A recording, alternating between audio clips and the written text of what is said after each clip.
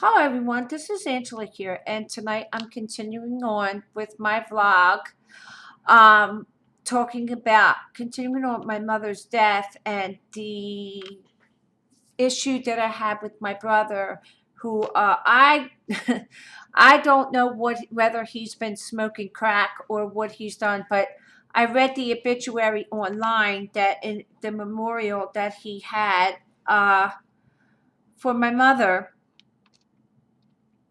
And it goes like this. Joanne was a retired key punch operator. She was a devoted mother and adored her children and grandchildren. She enjoyed her lunches out at Tiffany's and Country Club Diner. She loved her games, especially puzzles. She was a proud alumni of Hallahan Girls High School, graduating class of 1959. She was the devoted wife of the late Michael, married over 42 years, loving mother, devoted wife, loving mother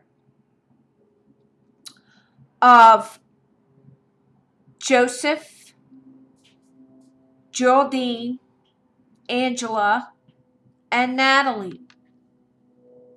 She was dear grandmother of, it lists all my, my son and my grandkids and all this stuff. She will be sadly missed by her many nieces, nephews, and by all who knew her.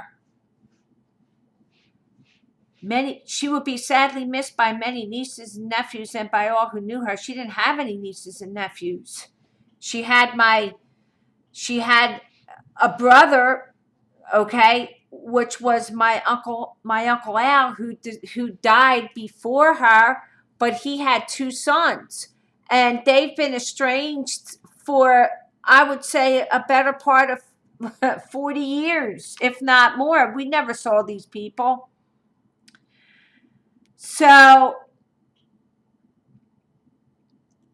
and all, and then it goes on to say she was preceded in death by her brother Alphonse.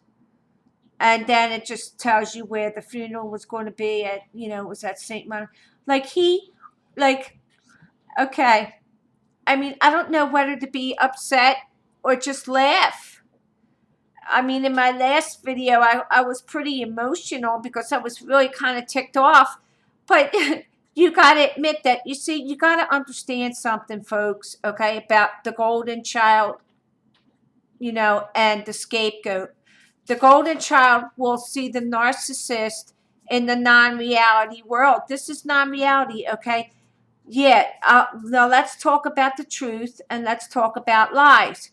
He said, my brother told me that my mother died with dignity, okay? She didn't die with dignity. This is not dignity that's written here. This is lies. I didn't know that making up lies, is dignity. This is not who she was. She didn't love her children. Does a mother who loves her child give birth to the child and dumps it on her mother-in-law to raise, and her excuse for doing that was, well, I had to go to work, okay? That was the excuse when I said to her, your mother-in-law is too old to be raising your daughter. Your mother-in-law's in her 80s and doing work of a young woman. She's not physically able to take care of this child. And her response was, well, I had to go to work. Okay. So that's her excuse for totally abandoning her child. She wanted nothing to do with that baby.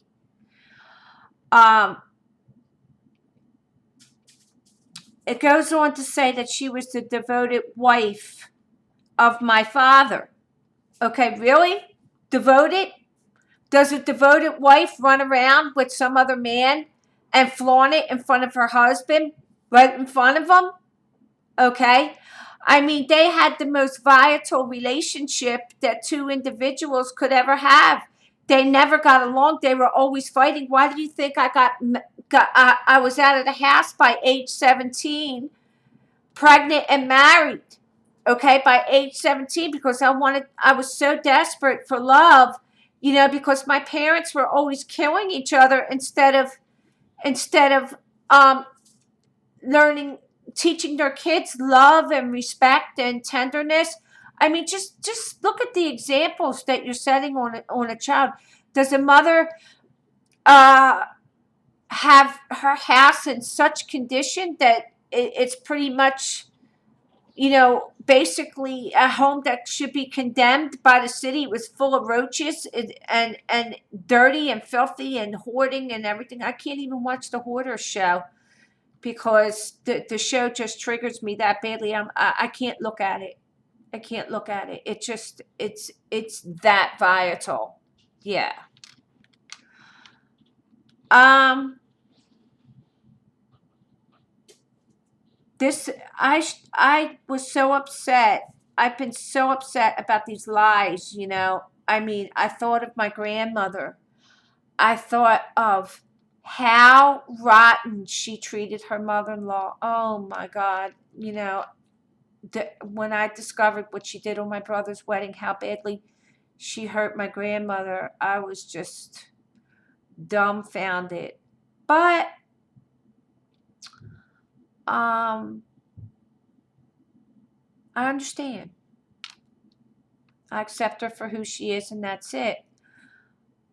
But also, I wanted to share with everybody what my youngest sister, who I don't really talk to that much, I'll talk to them on. So I sent her the link of the obituary, the online obituary, and I'm going to read to you the text message conversation that I had with my youngest sister, Natalie. And she responds and she says, "I'm not looking at it or reading it because I don't care." And then I said, "I understand." I looked and I burst into tears. "Grandma, Daddy, this is all lies. What the F was he thinking?" And then she says, "Look, I don't want to talk about this or deal with this bullshit because that is what the F it is. Bullshit. I have to get ready for work." And then I said, "I'm sorry, I'm just hurt." And then she said, "I would appreciate it that you not contact me about this anymore." And I said, "Oh my God, okay." Then she says, "I don't have time for this shit. And quite frankly, I refuse to make time out of my life for it. You need to put what you read past you and move on. Be happy with your life. We know the truth.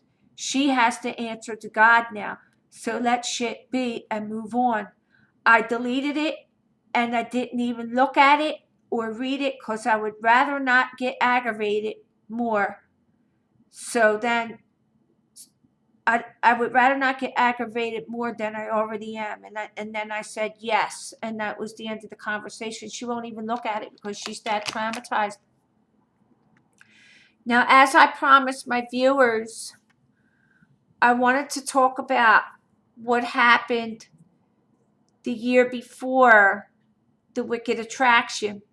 2 years before, in 2008. In 2008, my sister Natalie had come back to Philadelphia from being away for like almost 10 years. And I was so excited to see her. And she had moved into the house and we were starting to get really close. I really started to get close to her. And we really were starting to bond as sisters because we never had that opportunity. Remember, I'm 15 years older than she is. And it's just was very, very different. And then in 2009, I met the man that I was going to marry.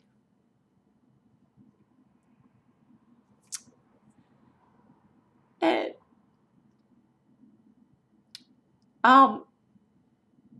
sorry. We were and I met him at a dance because we both really loved ballroom dancing. And we were out there having a good time, dancing, you know, because all the dance studios would host dance parties and stuff, and we would go and we would have fun and enjoy ourselves and just be us. But my narc mother didn't she wouldn't listen to reason. When I tried to tell her that you need to keep your business private and not um, tell people that you're coming into money from daddy's estate, because my dad was hit by a commercial vehicle and he was killed in 2005. And the wicked attraction happened. I got served with that restraining order. And it changed my relationship with my fiance. Yeah.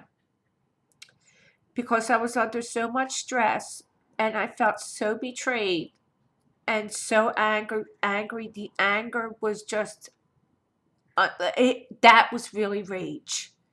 That was justifiable rage, because I had turned around and I bent over backwards for her. And I really wanted us to be a family. And I took care of her after my dad died. I housed her and my sister Jerry for 2 years in a tiny apartment because that hoard was so bad.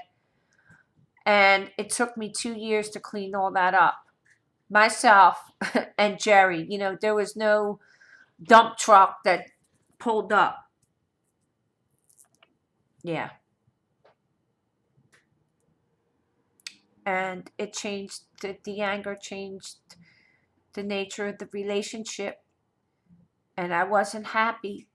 And he wasn't happy. Even after we got engaged, it was like there were many problems.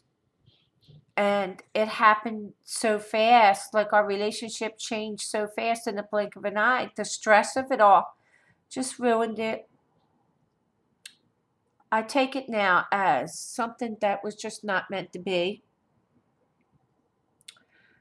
And I've moved forward with my life. You know, I've made a successful career,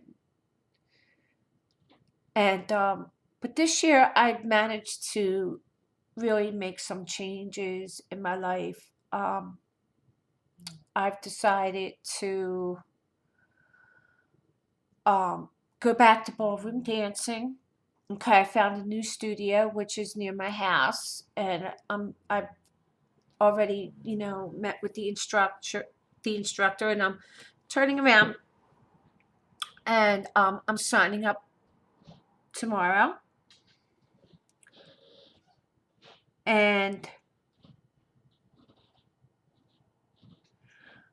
things are better. You know, I'm starting to take better care of myself as well, because that was the one thing that I've had problems with, was self-care, you know, just grooming myself and caring about me, and not, you know, caring so much about what needs to be done with other people. You know, I'm tired of living the sucker life. You know, it's like, it's good to I like it's good to be an empath, don't get me wrong, which I am. But an empath with weak boundaries is a disaster. It's like, basically it translate to doormat. You're a doormat for people. And I refuse to be that doormat anymore. I refuse to be that doormat. And that includes for my brother. You know, what really makes me feel good is the truth is on my side, and I live in the real world. He doesn't. Okay, never has. There's something psychologically wrong with this individual. Okay, and he keeps himself distant from us because I'm a witness to the truth. And I have evidence of the truth in the form of court documents, which you will see on the Wicked Attraction. If you're new to this channel, go on to my Wicked Attraction series and you will see photographs of the horde. You will see everything else. And it's like, I'm not the most pickiest person when it comes to cleaning. Like I'm messy, okay? I got stuff laying around, okay? I'm not a neat freak, but I'm far from being a hoarder. Very far from being a hoarder. You know, you can come in my house and you can relax in my house, and my house is clean and I have good food and there's no bugs here and none of that stuff. And I don't have to be embarrassed anymore like I did in the past, and living with shame from the abuse, losing so many relationships on account of this woman. The destruction that this woman caused is unbelievable. And to read that lie, I just sit here and laugh. My sister is so traumatized she can't even read it. She can't even read it. She won't even come back to Philly. That's how traumatized she is. Yeah. I haven't seen her now in over 3 years. We don't have the best relationship. Sometimes I think she takes advantage because she's trying to survive, and she didn't have the right upbringing. What can I say? But in any event, this video is starting to get long. Today's Valentine's Day. Happy Valentine's to everybody. It really doesn't mean anything to me. It's a celebration of love, all love, you know, but it's too commercial and it's like it doesn't matter. And that's basically all I have to say on the subject. Stay tuned for my next video. I'm thinking about doing a video talking about narcissism on the job, because it's there, believe me, and it's not good. So that's all I have to say for this one. Have a great night, everyone. Take care.